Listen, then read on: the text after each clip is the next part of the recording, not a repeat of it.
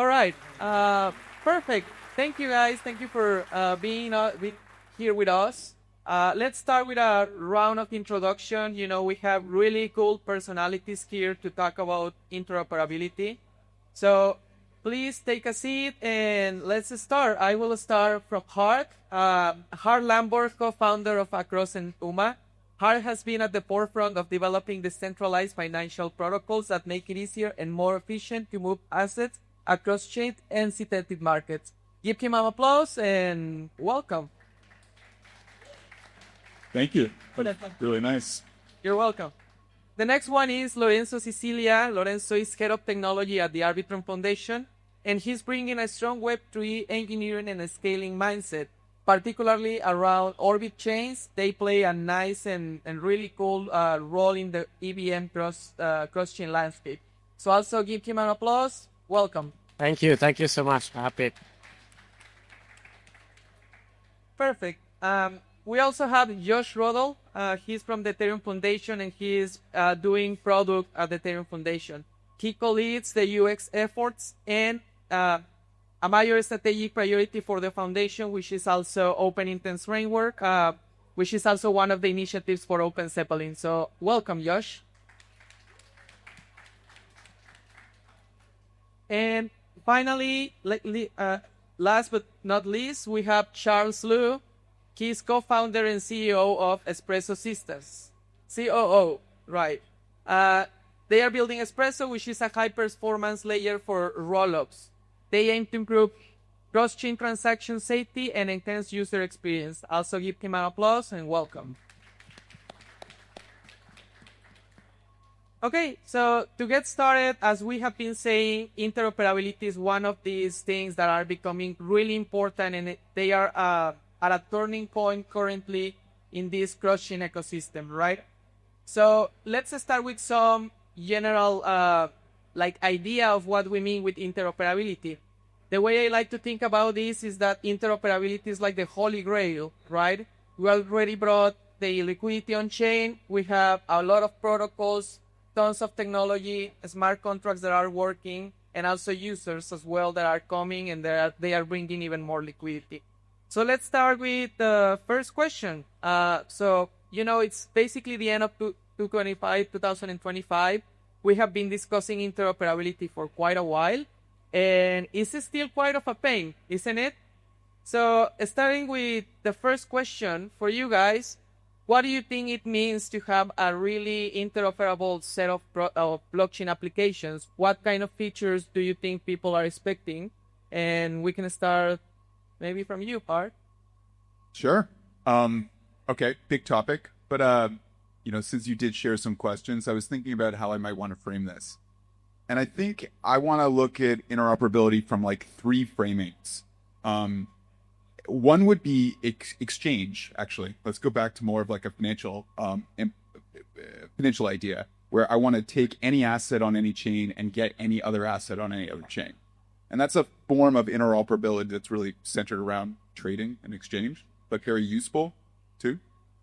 I think there's another aspect of interoperability which would be like more like payments, and similar to exchange, but like I got $1 here and I want $1 there, right?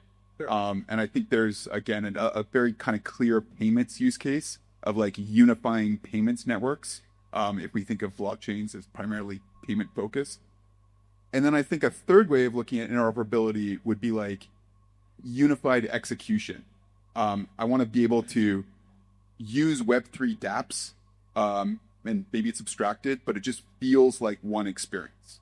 And so I don't know what the panelists think, but I'm kind of thinking about these three things, and they all matter, but they're pretty different views in a sense. Yeah, I agree. And, related to payments and exchange, I think that's 99% of the use case, right, at the end of the day. And that also depends on execution. So I generally agree with this. Like, people just expect unified balances and authorizations with a single click, right? Yeah, and like when we built Across, we actually focused on this 99% use case, right, to start with. We're like, we want to be able to move money, move assets, because we think that's the most important use case to start. Although we very much think that unified execution, like making all the chains feel like one, is really imported too. But it's like, it follows. So I don't know, Panelists. Yeah.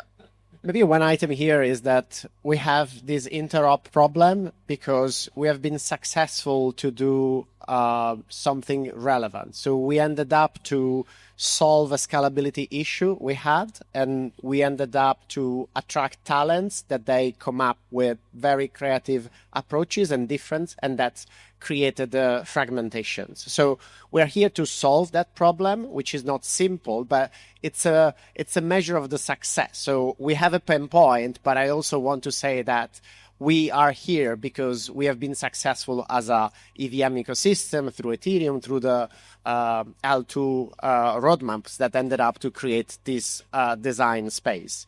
Another item, so that's the problem we are facing as infrastructure providers. But I do feel that we are reaching a point where the users have expectations that are very natural. So we really need to change the mindset towards these end users and solve their problem in a way that is natural.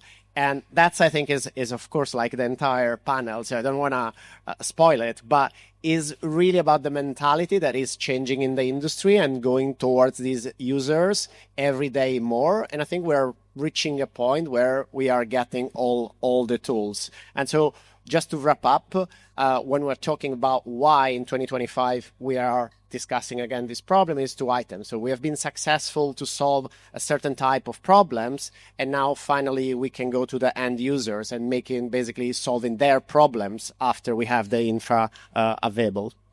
Correct. Yeah, I think that's a pretty good take. As you mentioned, like users are expecting really natural use cases. They just want to do payments, exchange. And we have been focused on technology, infrastructure. So it's like now it's the point in which we should start developing UX and better UX and solutions for the user, right? All right. Yeah, I guess I'll say a few things. One, I don't like the whole Web 3 versus Web 2 framing a lot of times, but I think what users expect, right, is a Web 2-like experience wherever they go. They want an action. There's a desired outcome. They want as little friction between where they are today and that desired outcome.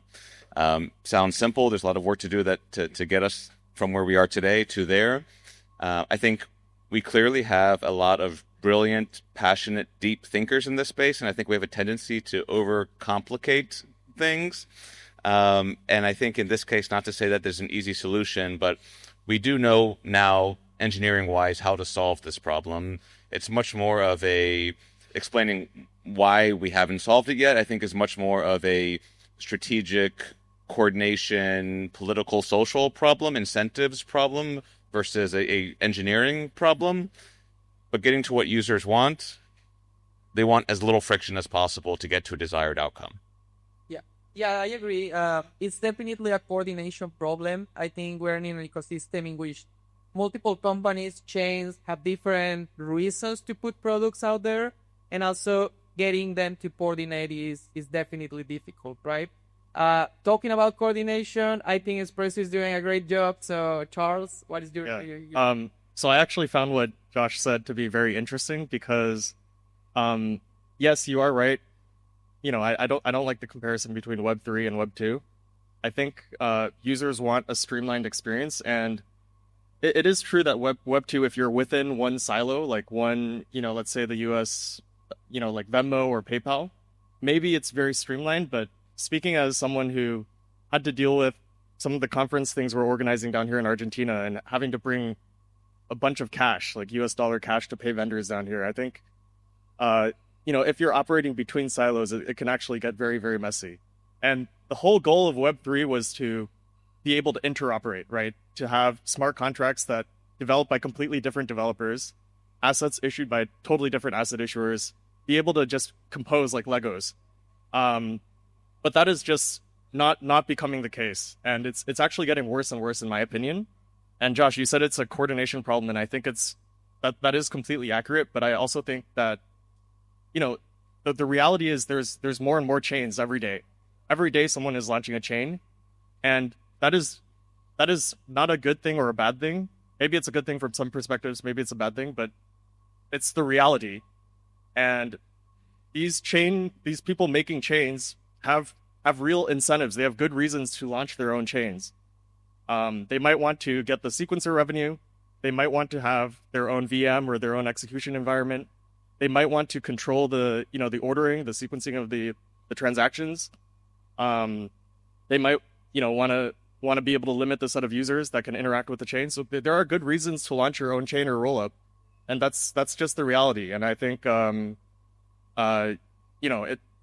problem is getting worse, and I think that the problem is on so many levels, like UX and all the way down to what we're doing at Espresso with very fast finality. So Right. I agree with all of that. I guess it feels sometimes that we still don't fully recognize where the engineering challenge stops and where the coordination problem starts, and we sort of confound the two. Yeah, actually, Charles, I was going to say it's kind of interesting because I would argue I don't know that the goal of Web3 was interoperability. The goal of a single blockchain, like Ethereum, right, before we had rollups, it was like money Legos and all that kind of stuff and composability. That was like super cool. But we've always had this maximalist, tribalist mindset between ecosystems here. And I think what your point is that's just getting worse. It's like more and more incentives to create your own walled garden. It's like the natural tendency of this, the game theory is just to make it less interoperable. And that's where I think Josh's point is interesting. I don't know that I fully agree we've got all the engineering challenges solved, but like we're like 90% there. But the coordination challenges are getting harder, not easier. And I think that's a really interesting situation. Yeah, 100%. As I was saying, I think coordination is the main thing, and usually like also the engineering solutions usually go around ways of coordinating chain, liquidity, people, right? So let's jump to the next topic. I think we sort of introduced it already, but we have been talking about fragmentation, and also I want to challenge Josh on this because you mentioned we already know how to solve this from the engineering perspective, but at the same time, things are getting more complex, right? So in terms of fragmentation, I guess the question is, what are the main fragmentation points in the ecosystem? What is getting more difficult, and how are we solving this from the engineering perspective? Anyone who wants to pick it up? Maybe one on this to start is the end user perspective. Like one of the hugest fragmentation is basically anyone using a wallet and going to see his assets. And let's pick Ethereum, then you have basically 4 or 5 versions of these same assets. And so that's, to me, is the best representation of the fragmentation we're facing in terms of the end users, that he needs to deal with that. That is a huge overload, cognitive overload to understand what's going on. Just a few years ago, the browser couldn't switch automatically between the chains. And that was even worse for those people that they were trying to achieve something. So I think really looking at your wallets is really the fragmentation that it tells you, like, please fix it. And so to add on the engineering side that we discussed, and we're going to go even deeper, I think like there is a very important aspect to bring designers in the space and making sure that we spend enough time also at that level, because eventually, again, we're pushing towards these end users and there is a lot of coordination effort on the infra side, but we have also to really keep in mind that element because that will play a major role to be successful towards the end users. And yeah, so that's one item. There is others. I don't want to like talk through all of them, but one of those is really like the assets management and the fact that we need to go there in a way that is practical. Yeah, that's true. If you go to any wallet, even if they do a really good Crosschain experience, it's basically like screaming complexity all over the place, right? Tons of assets, different chains, and yeah, it's definitely a challenge. So I also understand that, this has to go all through the stack, not only across chains, so we can actually improve UX and how people is using this, right? I would follow up with a question for everyone as well, but like, how is this fragmentation related to the user experience as well? Like, what can we do as well to make it better? You know, sorry, it's interesting thinking. It's interesting making Web 2 comparisons here. So I'll go back for a second and say, let's pretend we're all talking fintech Web 2 apps. My fintech Web 2 app, let's just say I have a Robinhood account, I have a Wealthfront account. I'm picking American companies here, but like I have a Revolut account. In each of those, I own some stocks or an investment account. I have a US dollar balance in each of them. They're actually siloed, right, in this experience. And, you know, people don't, it's an interesting mindset. People don't complain about the fragmentation between these different fintech apps in the same way. What's changed here, I think, is first of all, we've lowered the barrier to creating an application, which I think is great. We've like lowered the barrier to building a financial or Web3 or decentralized application. And so there's a lot more of them. Arbitrum has lowered the barrier to launching a chain by a lot, right? And so we've just like made it easier to make all these things happen. And then everybody does more of them, and then it becomes completely overwhelming. And there's a natural incentive to control your own destiny. That's why like people like their own chains. There's natural incentive to create your own stable coin. There's, you know, post Genius Act, there's an even bigger incentive to create your own stable coin. So I'd argue that like we've gone from fragmentation on chains. Now we're going to have fragmentation on the same US dollar asset. There's going to be like 5,000 of them, right? And my point is, I don't know. I think this is just like the natural way of things. Yeah, no, that's a great point. I think one item here that to go in your direction is the fact that we made it easier to at least aggregate that. I would argue that actually people in fintech and in Web2 argue about their bank accounts. Having like 25's finance app is not great. And I think we have a better solution in crypto for this. So we complain about stuff. It's true, we need to improve, but we also having standards that actually allow to have these apps interoperable and with the same standard. So I think we're going in the right direction compared to fintech. But I think there is these elements of try to go in the reality that this fragmentation will also explode at the beginning, but then concentrate back because there will be natural selection. And I think that is another item that in Arbitrum we are very keen to see all the experimentations.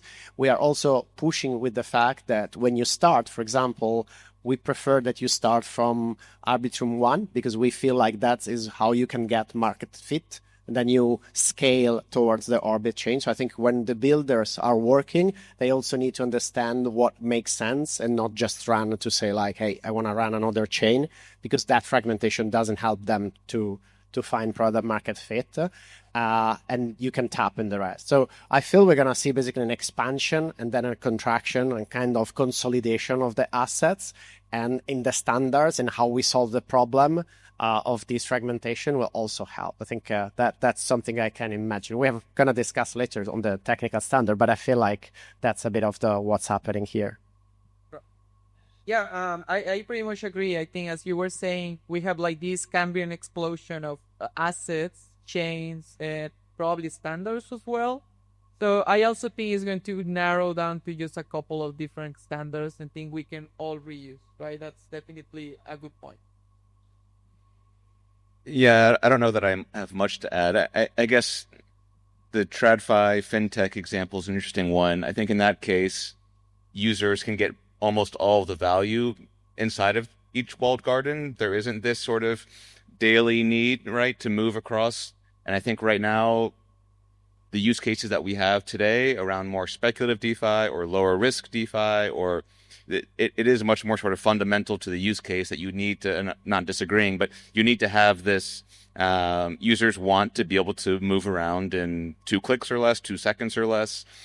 So the problem is real, I think, and going back to the sort of earlier points around the engineering challenges, I think it's less that they're maybe fully solved, but at least we sort of understand that there's no deep secrets to figure out here. Like we know at least the broad design space that we have to sort of navigate through.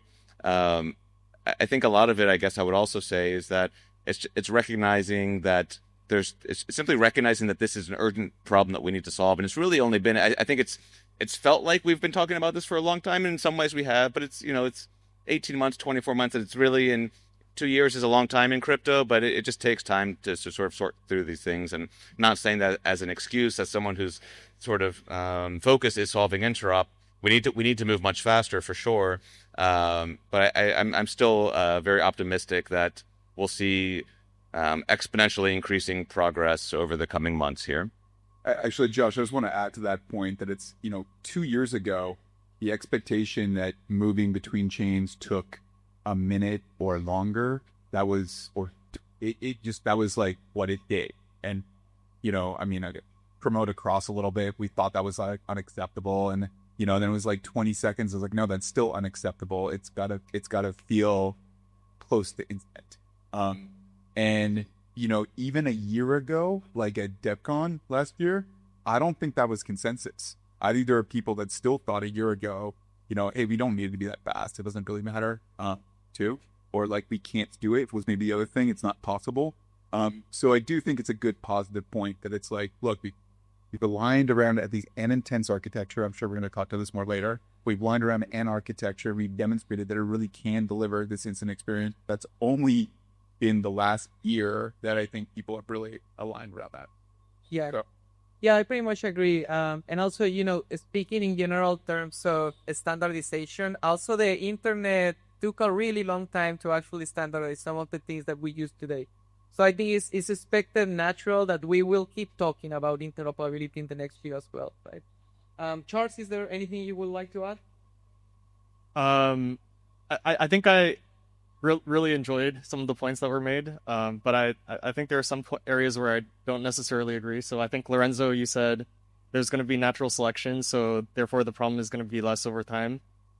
I don't think I agree with that. I'm a little bit more on Josh's end, where I think, the problem is real. And I think, very, very much it is a UX problem. I think it's extremely ugly to see, balances of the same asset on different chains, but I also think the reality is that these are not the same asset. If you have 1,000, or if you have 1 ETH on Ethereum mainnet, it's very different from 1 ETH on Rari chain. There is a real cost to having money on Rari chain. Speaking as, a supporter of Rari chain and which is a user of Espresso fast finality, we, for instance, did a big NFT drop on Rari chain, and it was one of the biggest collections. And right after the mint, everyone was suddenly trying to move ETH out of Rari chain back to Arbitrum and back to Ethereum. And during those times when the flows are extremely unbalanced, I think liquidity-based solutions like Across, are still working, but the fees jump to crazy high amounts. So I think the problem is at all levels. It's a capital efficiency problem, and that just gets worse and worse with the fragmentation. And it's also a utility problem. So how do we solve both problems? Because I think we all agree that unified balances, showing 7 different flavors of USDC or ETH, for example, is not ideal. We also, I think, can acknowledge that not all types of ETH or USDC or not all chains are equal. So how do you think about this problem? Because I'm curious. Well, we at Espresso are only doing one thing, which is a very strong guarantee of finality within, a couple seconds. It'll be less than a second next year. That's literally the only thing we do. And that, it's extremely, complementary with, Across and the new Ethereum interop layer and, all the various solutions above us in the stack, because all we do is make it very, very strong that a transaction is not going to be reverted, and that, will reduce fees, that'll speed things up. And that's the only thing we're doing, but, and it's just a small part for us. Josh, I think you gave me my opening to make my biggest push for how we solve this, which is delete 7-day bridges. But I actually want to give context, and maybe more broadly, why this is a coordination problem here too. Charles, like in liquidity-based solutions like Across, and any intent-based solution, they do need to move funds, rebalance funds. And if there's a 7-day bridge to rebalance funds, that's an incredibly costly, it's a capital cost. It's a financial engineering problem here. And one of the things that I think is so interesting about Interop is it's not just an engineering problem. It's not just a coordination problem. It's also like a financial engineering problem too, that not that many people, I think, really have an appreciation for. And going back to, I think we do have the engineering tools to solve this 7-day bridge and bring it down to an hour bridge that's 168 times better, 2 orders of magnitude. It's going to solve capital problems here too. But then there's coordination challenges around how do we actually upgrade or change some of these 7-day bridge stuff. So it's a very interesting, complex set of things that I think if there was a central dictator, they could wave some wands and get this all done. But the beauty of Ethereum is we don't have that. Maybe to answer to Charles and the natural selection and this effect of the liquidity that plays a big role. I think we don't have this dictator, so we need to find basically balances. And I think in Arbitrum ecosystem, we started to think about intent and messaging, even in probably 2024, starting to evaluate the different approaches. And so after a while, basically intents were clearly a winner in terms of pragmatism. So of course, there is this problem that I would like to have a finality. I want to have atomicity and composability across all those chains. And I feel like eventually maybe we will get there. But the truth is that intent is very pragmatic. It's a trade-off between a lot of things. But the fact that this intent is the one that has higher chances to deliver the feature today and not in 2 years' time, that is where I feel like this natural selection. So there is a difference between being a high liquidity chain with a chain that maybe is just with little liquidity. Why? Because basically people like a Cross or other actors, they need to move the liquidity, they will need to make a choice. And that's where comes the difficulty, the fact that you solve the problem at the engineering level, you decide that this is the standard, we go through the intent, but then there is also the element of how we move the capital and how we can get the feature. So I feel like that will be a big part in the next maybe 6-18 months, but if we do these trade-offs, basically we're delivering the feature to the end users. It doesn't solve everything, but the feature is there. Could just say one thing. I think it's a great point, and I just wanted to highlight in case it wasn't clear earlier.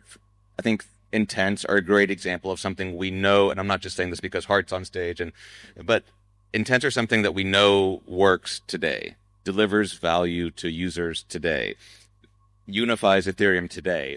It's not perfect. It doesn't solve every use case, but it does cover the vast majority of what users want to do today. And so I do think it's important that we sort of acknowledge that intent solutions in the world of intents mechanisms are here.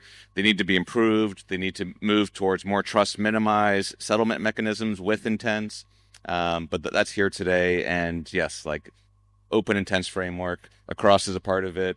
Many other teams are a part of it.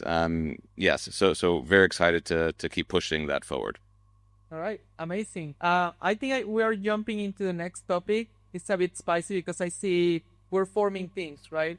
So we have Charles on the message passing and finality side, and then we have intent, right? So let me ask this question to you, Charles. How do these alternatives compete? How do Espresso as a finality solution competes or complements intent? Yeah, well, I think actually Espresso isn't really picking a side here. I don't think we're more, say, on the message passing side or the intent side. I think having very fast finality helps both. For instance, I guess across would be on the intent side maybe. Espresso, if a chain uses Espresso and you're trying to bridge from that chain to another chain, because of the fact that Espresso can guarantee that the transaction is never going to be reverted within a second or two, then across liquidity providers can lower the fees and also fulfill the bridge faster and at a lower cost. So I would not say, we're more on the message passing side or the intent side. I think finality is absolutely necessary for really anything that involves interop between chains or even just involving one chain. For instance, we're working with a lot of the top exchanges to speed up exchange deposits. That is not really cross-chain interop. It is Web3 to Web2 interop because, CEXs are Web2. But for any exchange, you want your deposit to hit as fast as possible without having to wait for like 2 hours for Bitcoin confirmation or something like that. So, I think finality is just fundamental for all of that. Yeah, I also agree. And, before we were talking, I think I didn't have like this idea that also for solvers, it's pretty important to have finality because at the end of the day, they incur in a financial cost just by waiting the bridge, right? So, yeah, I think this is a pretty interesting take. Who wants to take it over? No, Josh, go. I think I want to hear your take on this, but I think it's a bit of a fake battle that is great for Twitter engagement. But we need both. We need intents and we need to solve more trust minimized message passing. And we are moving, I think as an ecosystem, we're moving towards both things. But I think Hart's maybe best position here to comment. Yeah, no, okay, the way first of all, Espresso is absolutely not competitive with the cross benefits from DOS finality. That's like completely clear. Message passing is something that any intent-based system needs to be rebalancing in some level. The way I kind of look at it is just like it's layers and it's how prescriptive you want to be here. So if I've got the same asset going from A to B, and I can use message passing to transfer that asset, great, right? But that's a prescriptive way of how I do that. Maybe that's not the best way to pass that asset. Maybe there's a better way to do it. Okay. If you had a solver or somebody figuring out the best way to do it, that seems like the generalized case. All right. That's kind of the way I look at it. And then let's just say I wanted to go from A to B, but I was trading between asset X to asset Y, right? Okay, well, I could pass a message and execute a DEX swap. That would be very prescriptive, and that might be the best way to do it. But I could also define a more generalized framework where I just say, hey, I want to go from X on A to Y on B, and let somebody figure out the best way to do this. And again, if you have a belief that this fragmentation is inevitable and it's actually going to kind of get worse, I feel like you need a translation layer between all the different fragmented dimensions, all the different stable coins, all the different chains, all the different settlement systems, all the different message passing systems. You're going to need a translation layer. And I think generally speaking, the solvers and the intent architecture function really well there. This item, I think one of the work we are also doing within the open intent framework with OpenZeppelin and also with the Ethereum Foundation and the Arbitrum ecosystem is the fact that we are preparing tools, smart contracts, a different way to broadcast the intent feeds that are basically composable. So even if now I say like, hey, look, intent is the right way to do it right now, actually we will eventually basically keep onboarding more on the messaging side. It's more about the order and the roadmap to get there more than basically intent versus messages. What is interesting in the intent is really the fact that we have a way to express something that is outcome based rather than try to figure it out a message that I need to send between A and B. So you have the power to understand what the user wants, and then the solver is basically solving the outcome. And now, again, we do a lot of swaps. That's how we think. But actually, we're moving towards a world where those intents will be more complex and the solver themselves will be more complex and more capable to do things in those chains. So I think it's a really exciting times that we see those standards that are becoming available in different environment and setup. And so even for us in Arbitrum, we start to have it at the bridge level. We start to think how this can go to the Arbitrum chains and so provide the same standard, the same learnings across the entire ecosystem. So that is really increasing the quality and eventually solve the problem of the fragmentation through those standards. And I think that is really what is exciting of what we're doing here. It's a steps, basically. It's a long stair. Right. Yeah, amazing. I also agree that it's not about just instance versus message passing. You may need both depending on the use cases. And the use cases are also getting more complex, right? Right now it's just payments, swag, but at some point we should be able to use lend my USDC on Ethereum on Base, right? Or even more complex interactions. So I definitely agree on that. We're reaching the end of the panel, so I guess I'll give you guys, the opportunity to just share like last words, and then I think we can wrap it up. Who wants to start? Maybe. I can just jump in with a really quick thought.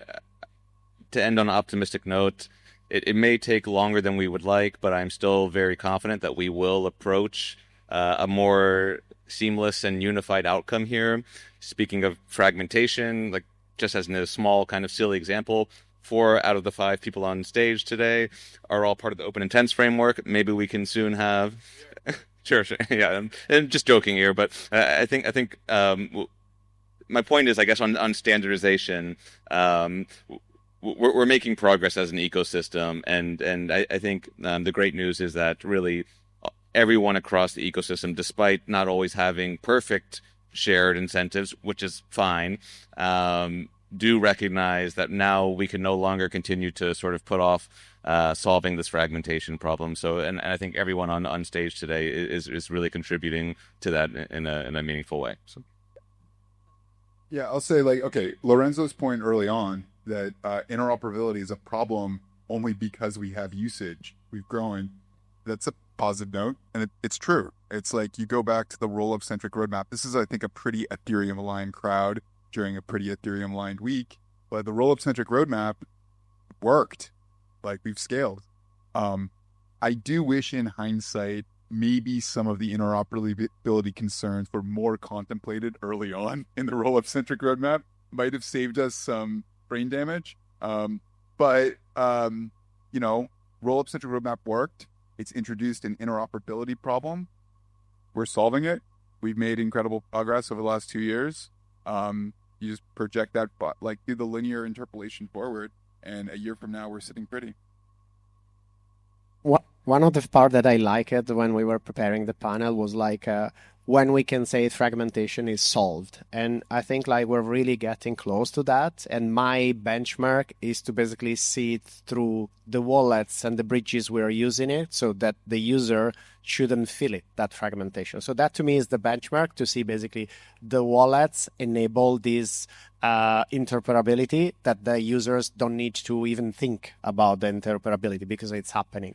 I don't think it's going to happen in the next 3-6 months, but in 12 months, I am feeling that we're going to have a different conversation about interoperability. Yeah, I wouldn't say we can ever really solve interoperability.